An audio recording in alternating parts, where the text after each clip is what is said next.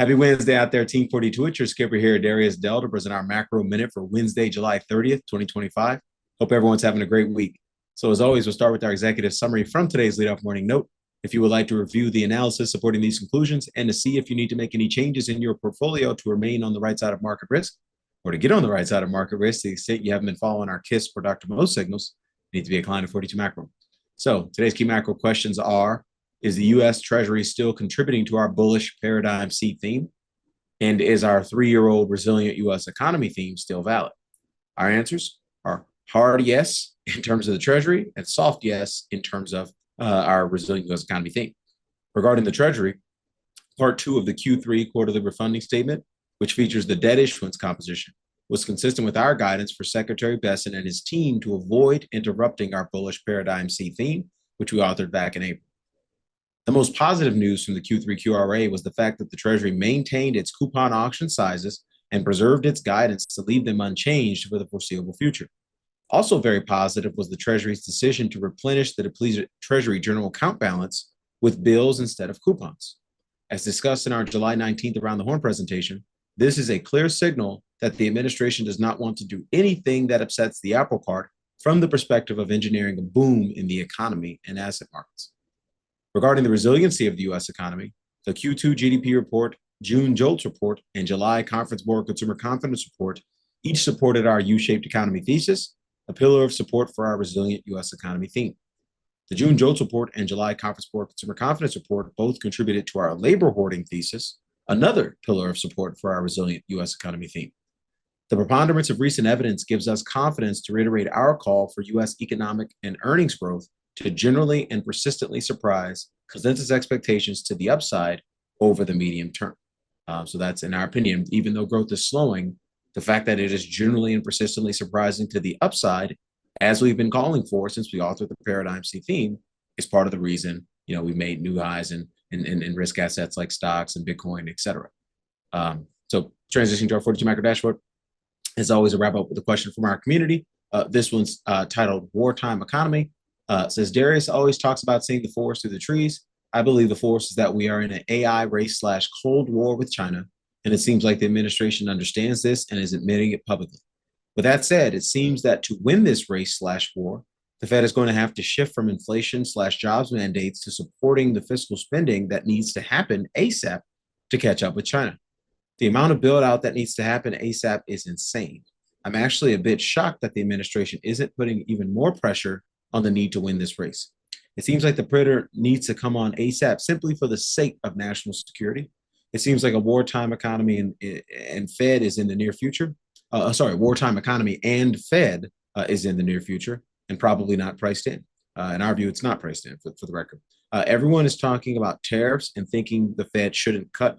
I haven't heard many economists talking about the AI race / war that is going to require a shift in the Fed's mandate.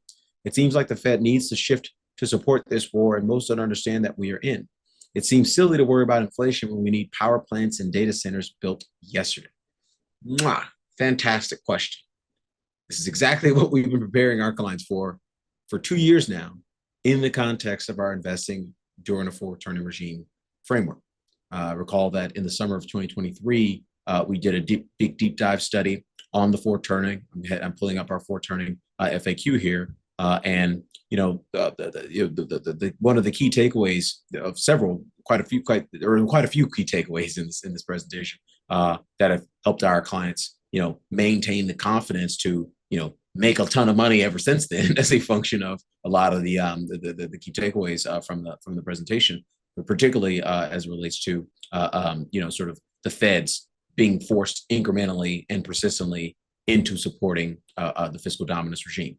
And so kudos to the client for calling this out, because this is exactly what you tend to see in forward turnings, which is fiscal dominance, geopolitical tension, breakdown of global trade, and ultimately the Fed having to support, fiscal dominance as the threat of war rises and eventually, becomes 100% probability. So a certainty rather. So I agree with a lot of the conclusions of the conversation, which is the Fed being forced incrementally into fiscal dominance, i.e. what we've been talking about over the past few weeks, which is we've sort of renamed it the Treasury will LBO the Fed at some point in this fourth turning, if and so we continue to see that as a high probability upside risk for risk assets and gold, and a high probability downside risk for the US dollar over the long term. Again, doesn't have to happen anytime soon, but in our view, that's where we're headed. And so as an investor, you have to assume that if your portfolio is long a bunch of nominal bonds, as opposed to long things like stocks, gold, and Bitcoin, which is how we have our clients positioned in our KISS model portfolio, you're going to struggle in this kind of regime as we move forward in time, because again, we are in our wartime economy will become, and that outcome will become increasingly obvious as we move forward in time. So like I said, kudos to the client for framing it that way. I think that's an appropriate way to frame it. Now we'll talk about the societal implications about AI and all these other things on another day, but I just think the real key takeaway here is that markets are not priced for significant regime change at the Federal Reserve. We've been talking about it, and they're moving in that direction, but they're not adequately priced for regime change at the Federal Reserve. And so again, as I mentioned, that is right tail risk for risk assets and gold, left tail risk for Treasury bonds and the US dollar. But ultimately, the Fed can use its balance sheet to cap yields in the bond market, in so much that, as we talked about earlier in the executive summary, the Treasury can continue, persisting with dovish net financing policy to also cap yields on the long end of the bond market. And so these are all things: financial pressure, accelerated monetary debasement, fiscal support or monetary policy support for fiscal dominance. These are all things that have historically happened in fourth turnings, as we determined in our empirical deep dive study on this subject matter. And these are things you need to expect as an investor moving forward. So if you want to check out our most recent investing in a fourth turning regime presentation, you want to view our summary, or you want to view our FAQ, fourth turning FAQ, or ask the AI some questions, just go here in our hamburger menu in our dashboard and click on fourth turning FAQ. So Darius Dell here, wrapping it up, presenting our macro minute for Wednesday, July 30th, 2025.